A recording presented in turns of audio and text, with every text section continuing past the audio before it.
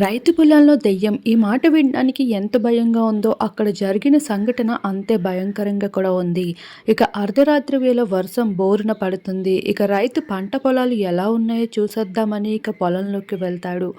అంతలోనే ఎదురుగా ఒక దెయ్యం తన వైపు చూస్తూ ఉంటుంది. అది గమనించుకోకుండా రైతు రామయ్య ఎంతో చక్కగా ముందుకు వెళ్తున్నాడు. అంతలోనే ఆ దెయ్యం దగ్గరికి రావడాన్ని గమనించాడు. ఇక వెంటనే రామయ్య గజగజ వణికిపోయాడు. ఏం చెయ్యాలో అర్థం కాలేదు. నోటెంట మాట కూడా రావడం లేదు.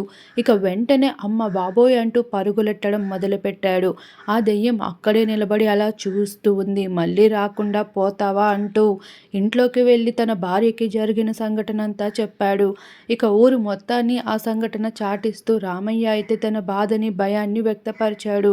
అమ్మ బాబోయ్, ఇంత పెద్ద విషయం ఆ పొలంలో జరిగిందా? రామయ్య ఇంక అటువైపు వెళ్ళకు, ఒంటరిగా వెళ్ళొద్దు రామయ్య, అందరం కలిసి గుంపులుగా వెళ్ళి అక్కడ ఏం జరిగిందో తెలుసుకుందాం అనుకుంటారు. ఆ చెట్టును చూడగానే ఒక ముసలాయన వచ్చి, ఈ చెట్టులో ఎంతో కాలం నుండి దెయ్యం బ్రతికే ఉంది, తన ఆత్మ ఘోషిస్తుంది, తన కోరిక ఏంటో తెలుసుకొని కోరిక తీరిస్తే తను మాయమైపోతుంది అంటూ చెప్పి అతను మాయమైపోయాడు.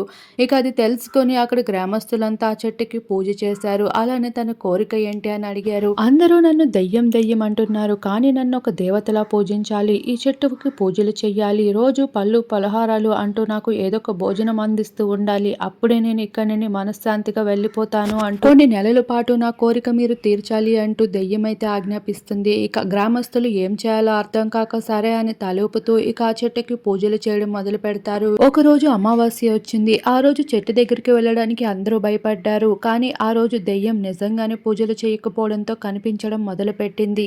అలా ప్రతి అమావాస్యకి పూజలు చేయని ప్రతిసారి కనిపిస్తూ భయపెడుతూ ఉంటుంది.